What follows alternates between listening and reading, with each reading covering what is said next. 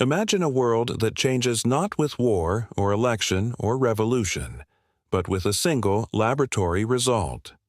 A world where one discovery does not improve civilization but invalidates it. Room temperature superconductivity is exactly that class of discovery. Not an invention, not an upgrade, but a disqualification of the entire engineering era we live in. We built our species on friction, on resistance, on waste disguised as normal physics. Every watt of power leaks heat. Every chip throttles to survive. Every train fights steel and wind. Every grid bleeds its own blood to stay alive. We normalized loss as if it were law, because until now, it was. Then imagine, in one moment, that law dies. Electrons begin to flow without resistance, without heat, without decay, through materials that do not need liquid helium, do not need cryogenic prisons, do not require national lab environments. They just work, at room temperature, in the open world, in human conditions. In that instant, everything you think progress means becomes archival. We do not become a smarter civilization. We become a different one. Electricity ceases to be local. Geography stops mattering. Power no longer has a home country. The Sahara becomes a generator for continents. Mountain ranges do not imprison megawatts. Lossless wires quiet the ancient equation between distance and cost. The global grid becomes a single nervous system with no heat scars and no fatigue. Oil states collapse without war. Coal dies without policy. Lithium mining becomes a historical footnote.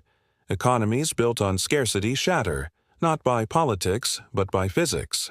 Now follow the cascade as the friction disappears. Trains levitate without fuel.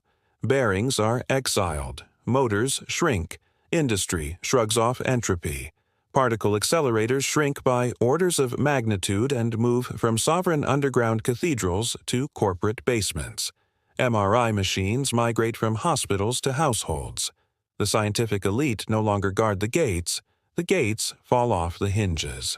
Then the deepest aftershock. The quantum machine wakes up. Quantum computers stop living in cryogenic laboratories and begin scaling like silicon once did. AI no longer trains under thermal chains. Its ceiling becomes unbounded. Data centers shrink while intelligence detonates. Simulation becomes cheap. National secrecy becomes impossible. Strategy becomes obsolete. Whoever holds the first reproducible room temp material does not gain an advantage. They gain monopoly over trajectory. And the military equilibrium fractures in silence.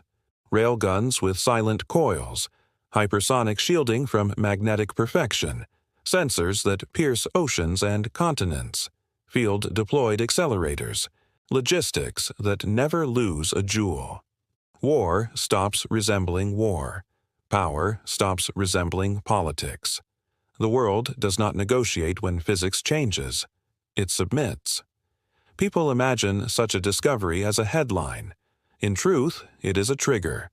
The day it is verified is the day entire industries are repriced to zero overnight. Utility companies die not slowly but instantly. Semiconductor roadmaps detonate. Insurance models evaporate. Central banks lose the ability to value the future because the cost foundation of civilization has been erased. And this is where the romantic fantasy ends. Revolutions that look like miracles are genocidal to legacy wealth. The losers of this discovery are not footnotes. They are empires. Empires do not surrender politely to extinction. A room temperature superconductor will not enter the world peacefully. It will be classified, buried, captured, militarized, or lied about long before it is commercialized. Whoever holds it will treat it not as technology, but as dominion.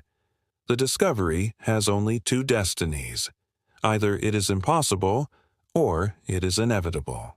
If it is impossible, our future remains incremental, boring, gradual, survivable.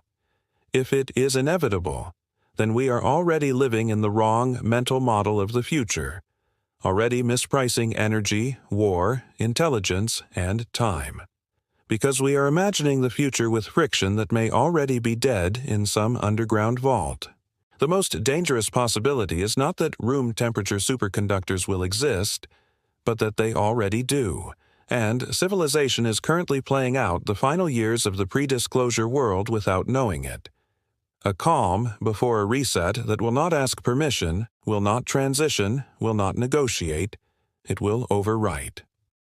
When that day arrives, the world will divide in a single cut. On one side, the obsolete. On the other, the authors of the new, physics-driven order. The question is not whether the reset is coming. The question is whether you will exist after it, or be archived with the world that ran on resistance. And when that reset strikes and you wonder who foretold the quiet end of the old civilization, you will remember the voice that told you before the world bent. This is beyond Newton.